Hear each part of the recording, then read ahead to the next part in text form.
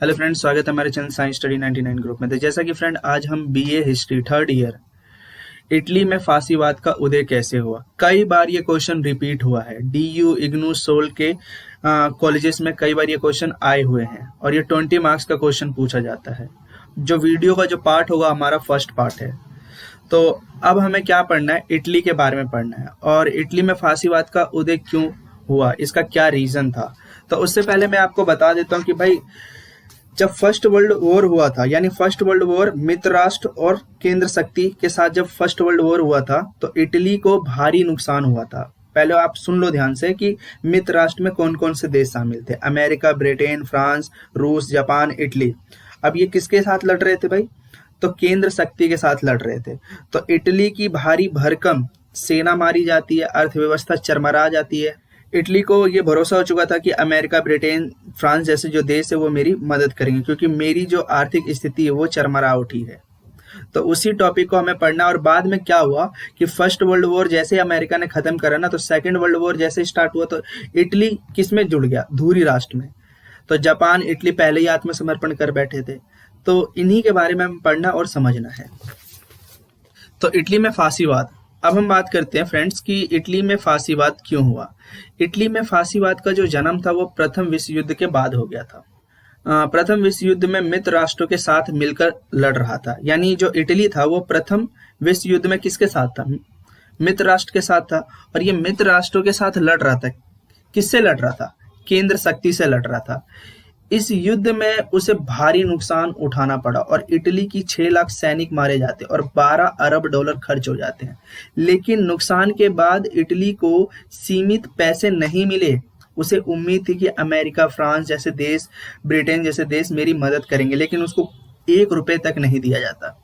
बल्कि वो 3 देश जो थे वो अपना मुंह मोड़ लेते हैं और विश्व युद्ध के बाद इटली की आर्थिक स्थिति खराब हो जाती है।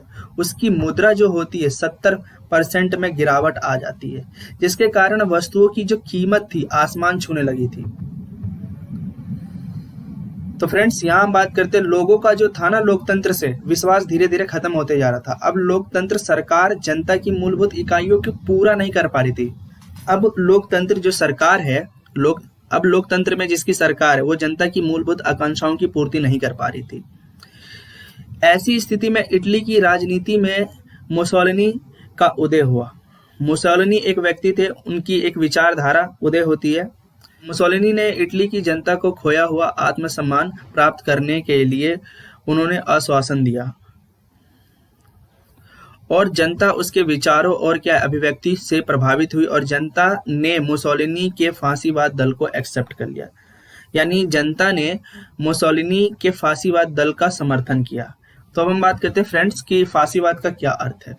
फांसीवाद अंग्रेजी शब्द से लिया गया जिसका मतलब होता है फैक्सिज्म, और इटालियन भाषा में क्या बोला जाता है? फैक्सियो बोला जाता है, से मिलकर बना है। और जिसका अर्थ होता है लकड़ियों का बंडल तथा कुल्हाड़ी, जिसमें लकड़ी का बंडल एकता का प्रतीक होता है और कुल्हाड़ी शक्ति का प्रतीक है। इसलिए फांसीवाद इन्हीं प्रतीकों को अपनाता है।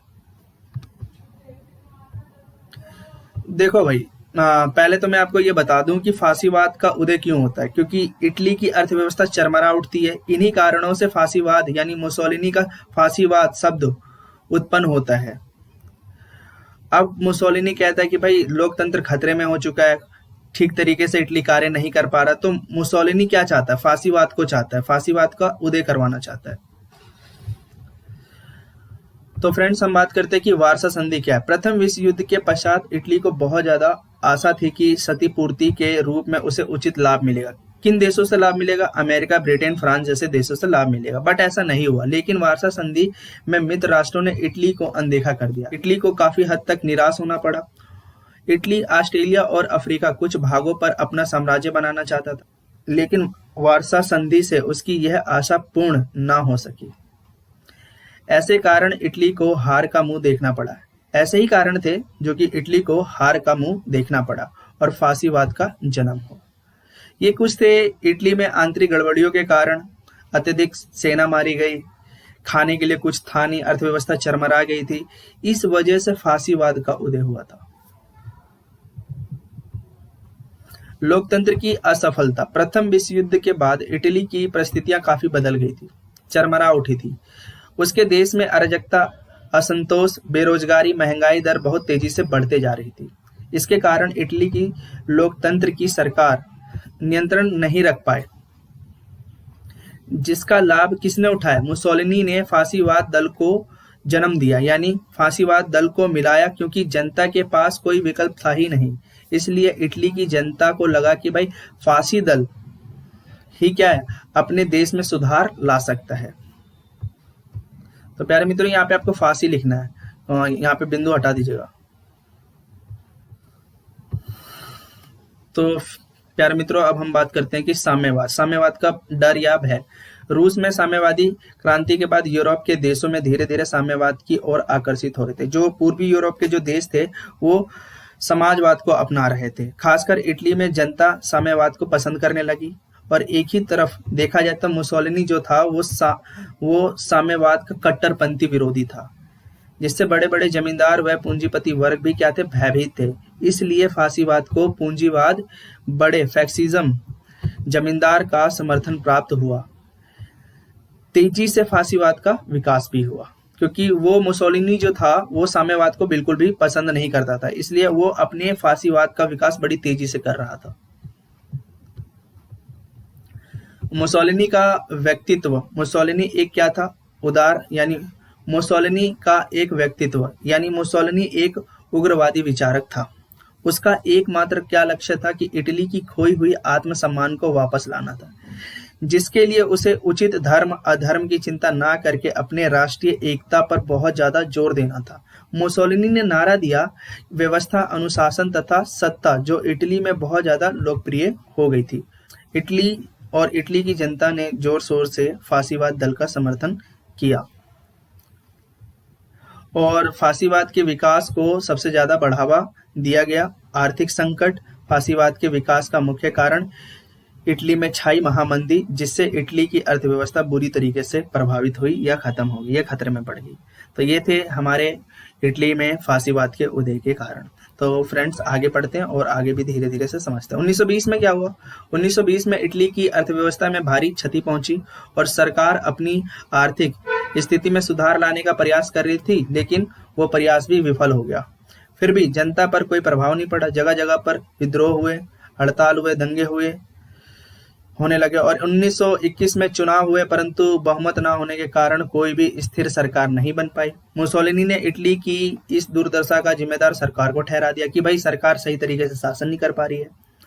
अब खुलेआम सत्ता पर कब्जा करने की धमकियां कौन देता? मुसोलिनी देता। तो फ्रेंड्स, अब हम बात करते हैं निष्कर्ष। प्रथम विश्व युद्ध जीतने के बाद इटली को हार का सामना करना पड़ा और इससे काफी हद तक उसके सैनिक मारे गए और 12 अरब डॉलर भी खर्च हो गए और उसकी आर्थिक स्थिति में सुधार नहीं आया, जिसके कारण लोकतंत्र की सरकार से जनता का विश्वास खत्म हो गया। इससे मुसोलिनी ने लाभ उठाकर इटली में फासीवाद को बढ़ावा दे दिया और शुरुआत में मुसोलिनी अपनी सत्ता को कायम रखना चाहता था और 1921 में चुनाव में उसके दल ने केवल 35 सीटें प्राप्त की थी। इस समय फासीवाद जो दल था बहुत ज्यादा शक्तिशाली हो जाता है। मुसोलिनी जबरन सत्ता पर कब्जा पाने की धमकी देता रहता है।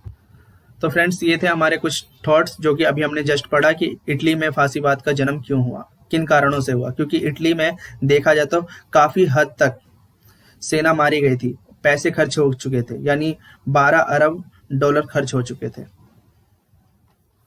तो फ्रेंड्स, हम नेक्स्ट वीडियो में मिलते हैं।